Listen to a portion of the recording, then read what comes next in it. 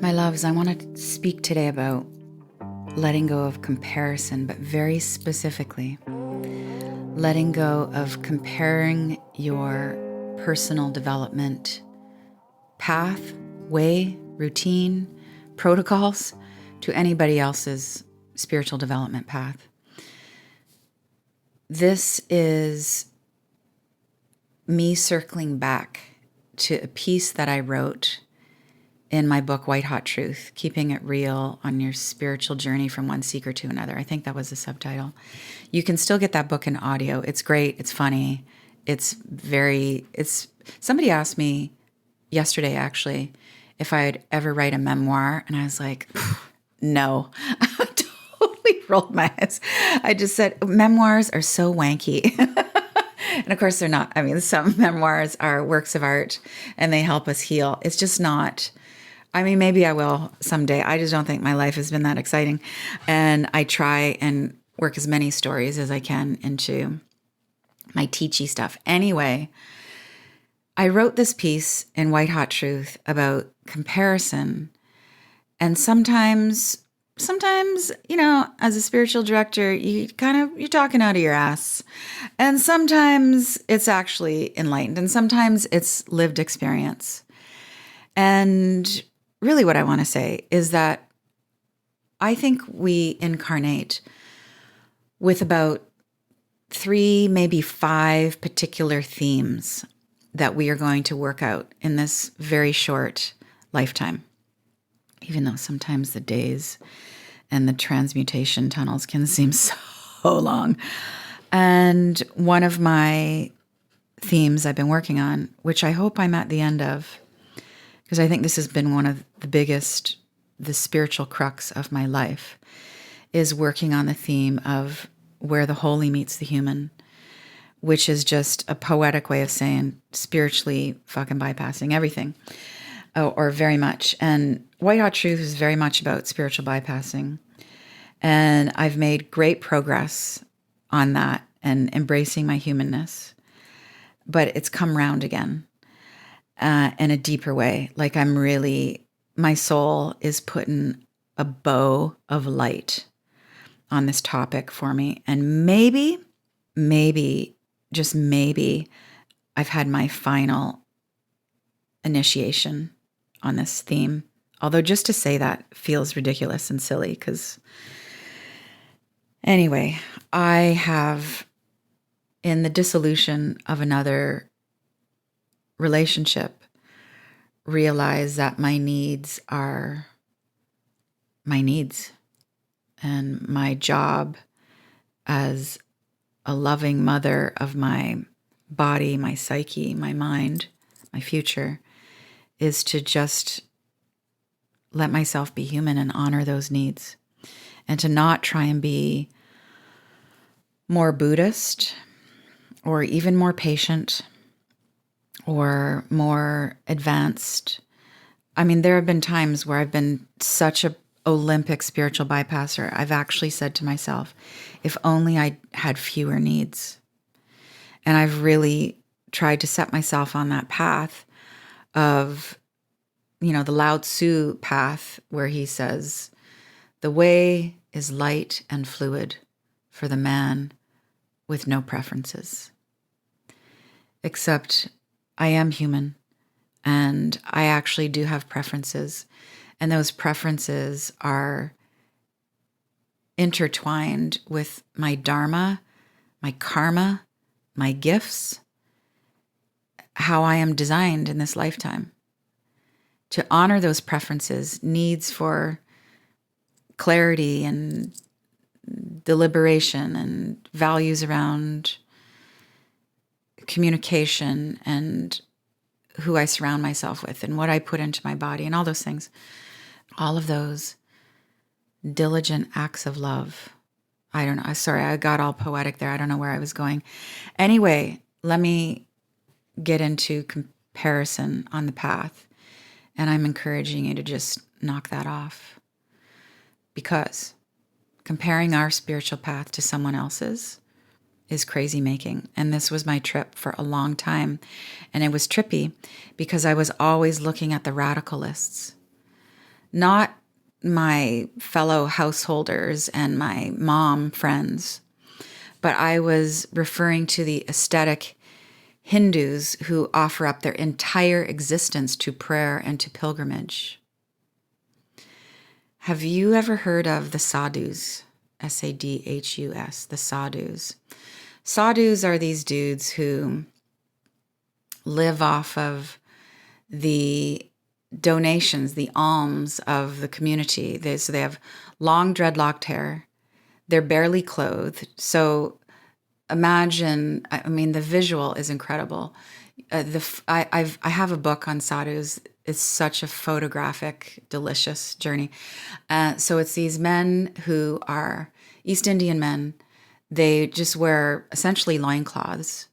Their bodies are often painted with devotional ash and color.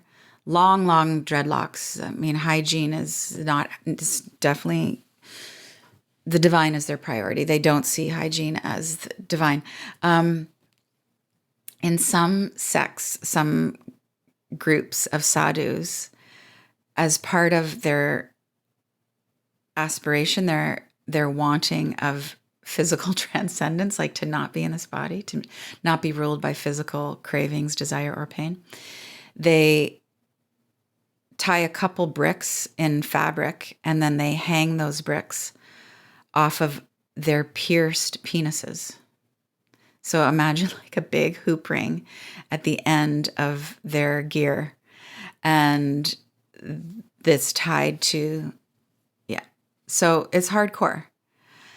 And I'm looking to these kind of radicalists, these devotional folk, monks and sadhus otherwise, as reference points for my own spiritual path. This is ridiculous. I'm not a sadhu. I'm not a yogi. I'm a soul named Danielle, and I'm not that.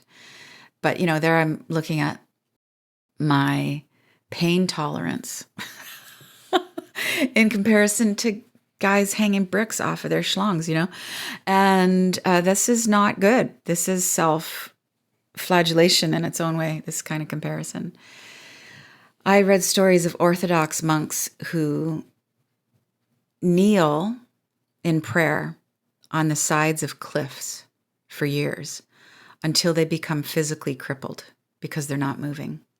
And I felt guilty because I was shopping for the softest yoga mat possible. Felt guilty for wanting comfort at all. Like even with the story of the sadhus and the bricks, knowing about this type of devotion, and I'm not saying extreme devotion. I would say I'm a deeply devoted human.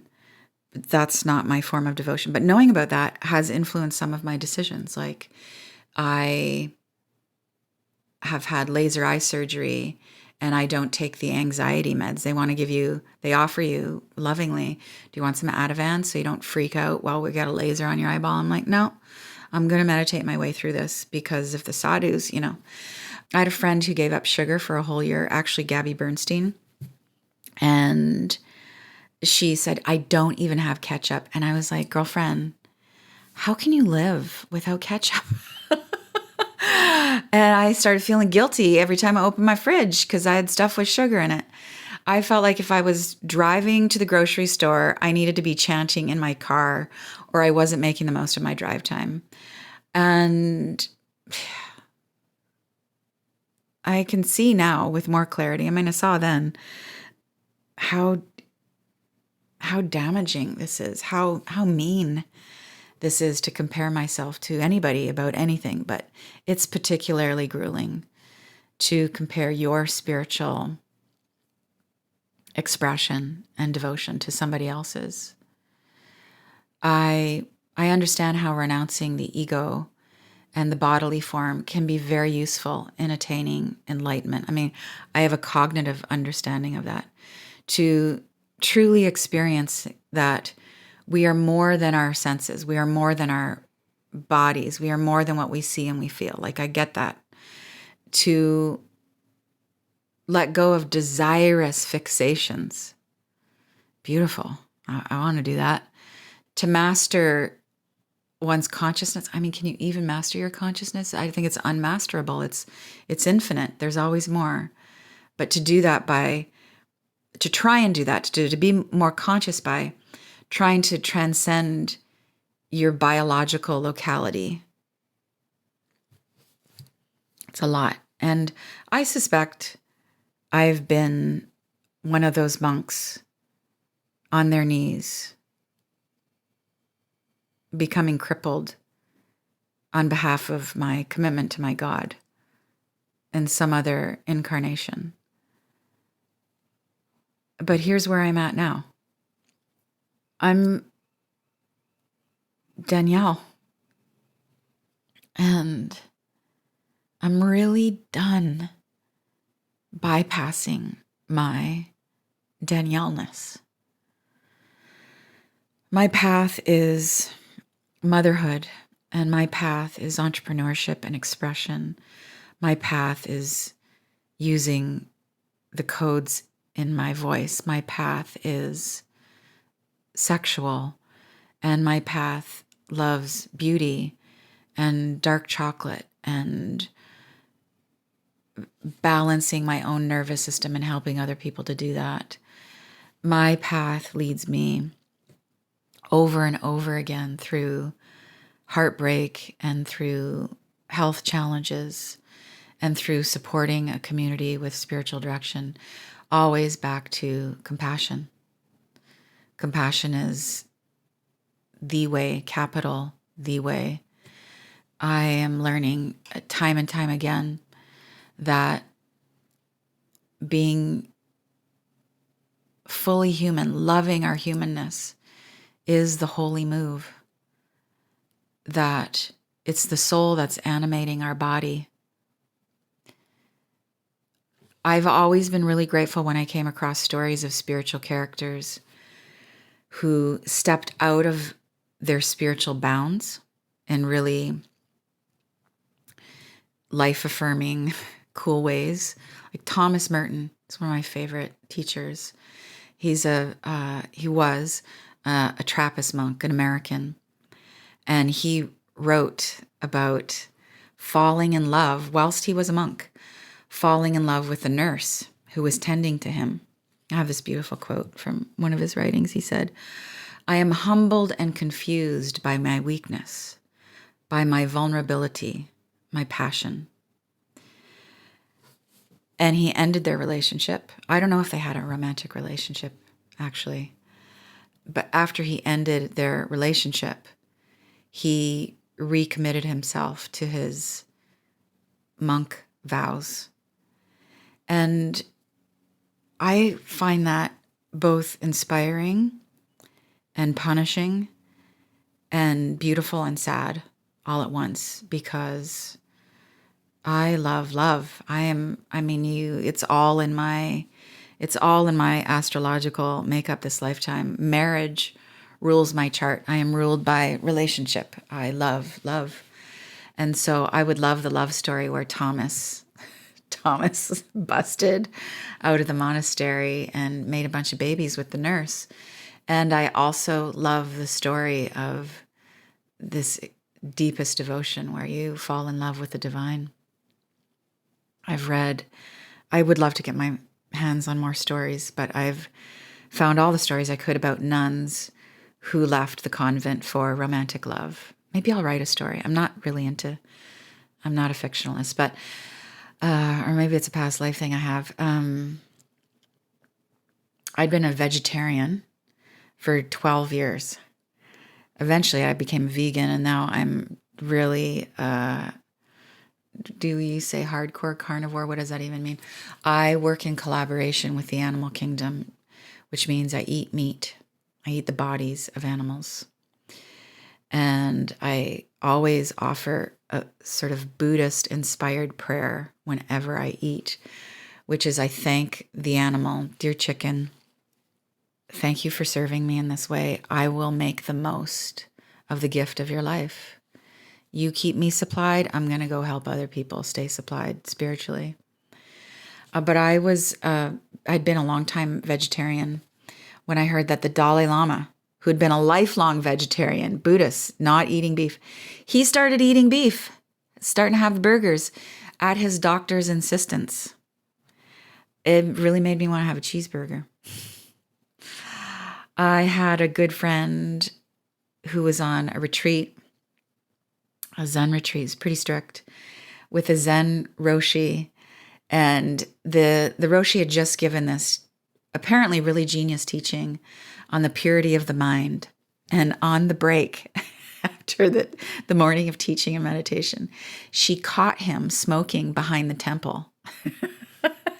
And he wasn't even fazed that he got busted. And he just looked at her and shrugged and said, as he was taking another drag off of his smoke, he said, "Look, you can't take any of this too seriously." And just exhaled his waft of smoke. And I thought, that's the takeaway from that workshop. What I know to be true, I'm going to read you something from a poetic stanza that I wrote a while ago. What I know to be true in my bones is that for most of us, our greatest growth comes from the mucky, fertile mess of relationships. When you do the hard work of loving someone the way they deserve to be loved. When you go down into the sensuality of the present. When you go down into surprising self-hatred, into feeling helpless in the midst of ignorance and toxins and homelessness. When you show up to help yourself and therefore help others. My life always calls me, sometimes wrenches me back down to my body, to my home, just like a million other homes on earth that are filled with minutia and temperaments and soft, tiny experiences of pain and joy. But let's go back to you. Meditation and yoga and eating clean, you might find that with some of your spiritual practices, there's going to be this push-pull dynamic, this despise and adore, this resist and devote kind of relationship. You're going to be both curious and resistant because you're in relationship with your practices. And my experience is that many times my resistance to a practice melts into an affection for that practice. And that affection solidifies, strengthens. That's the word I want to use. That affection strengthens into a commitment of that practice. I, for a long time, had this push-pull relationship with meditation. And I put it on hold for a long time, and then I came back to it with this kind of endearment, like, "Oh, meditation, I missed you. You're so sweet." And then that deepened into both spiritual rigor, like, this is good for me, I got to do it, and joy. And now it's come to its next form, its next level. And I would say my meditation is clearer, but less rigorous. Yeah, it's actually been part of my practice to back off some of my practices. But that came after being really uptight about a lot of my practices and very committed, disciplined. If we can agree that just some form of contemplation, some form of moving your body and healthy eating is potentially a spiritual calling for you, then let me give you some thoughts on that dance. Identify where you are already meeting spirit in your life right now. So like, where do you already have a practice that you haven't named? Because a lot of us have regular habits that are bringing us closer to our higher selves, to the light. And we should declare them for what they are. There are spiritual rituals. It could be your morning scripture reading. It could be just sitting down for 10 minutes where you're having your tea at the table and you're quiet. That's devotion. It could be the girl time at your place with hummus and olives and laughs, like women have been gathering for millennia in tents and temples to heal each other. It could be working in your garden. It could be serving the earth. Name those things as spiritual practices. It's important. It can be important. It's not essential. It can be important what you call your practice. So maybe you're not a, quote, meditator, but every morning you read scriptures with your Earl Grey tea and you write in your journal. That is a contemplative practice. Call it that and keep doing it. If prayer is more your style, then say you have a prayer practice, because it is, you do. And know that there's no competition. This is really my whole point here. I've been doing yoga on and off for 30 years, and I have never once, except by accident, I have never intentionally attended an advanced level yoga class. And it's not because I've made so much progress on my own and I'm so advanced. It's because I'm a permanent beginner. I've never actually passed go with yoga. I did accidentally go to an advanced class one night because I misread the schedule at the studio. And it could have been humiliating, but it actually was pretty hilarious because it was so humiliating. No one else can quantify the value of your spiritual practice for you. Not even the person who may have assigned that spiritual practice to you, your metaphysical practitioner, your healer, your advisor, your spiritual director, your priest, nobody can tell you how it's going, really. You might get more out of a one-time silent retreat. Go to just one-time silent retreat may illuminate you in a way that is richer, deeper, more expansive than someone who's been meditating for years and for months. We all have a different makeup, a different blueprint. I think that one sincere prayer with a quiet mind and a heart on fire can be as effective for some of us as hours and hours of prostrations. So there's a reason our practices are called practices, because it's ongoing, because beginner's mind is useful every day, every breath. Practice is not about permanence. And my God, it is not about perfection. This reminds me of, Krishnamurti, my philosopher boyfriend. And one of his students said to him, it is kind of an earnest complaint. He said, I'm finding it impossible to be aware all of the time. And isn't that beautiful? I mean, that is such a beautiful aspiration, to be aware all the time. I want to be aware all the time. And Krishnamurti said, well, don't be aware all the time. Just be aware in little bits. And I think that is what it is to be human. So even with really steady devotion to your growth, your practices are going to ebb and flow.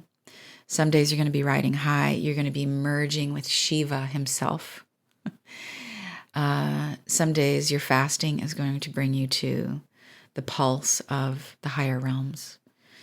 And on other days, your practice is going to feel like you're dialing it in. And you're just doing what it takes to not feel like shit. You need to be your kind of devotee, your kind of light worker. You need to worship what you love. Worship what you love.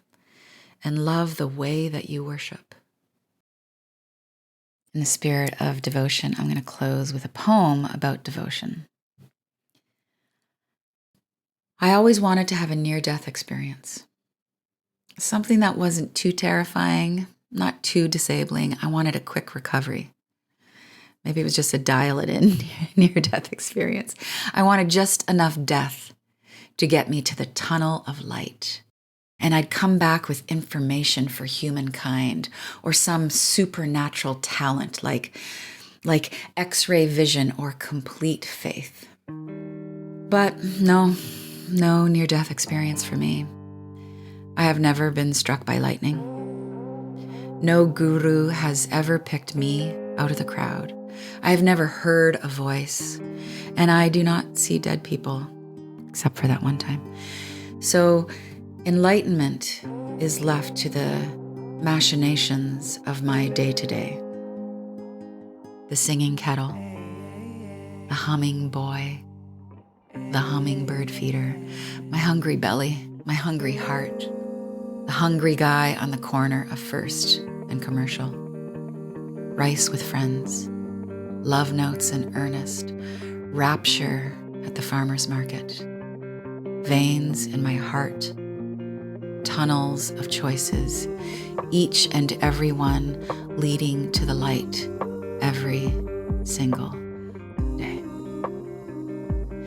And I hope to help lead you to the light next week, same time, same place, always, always with love. Danielle.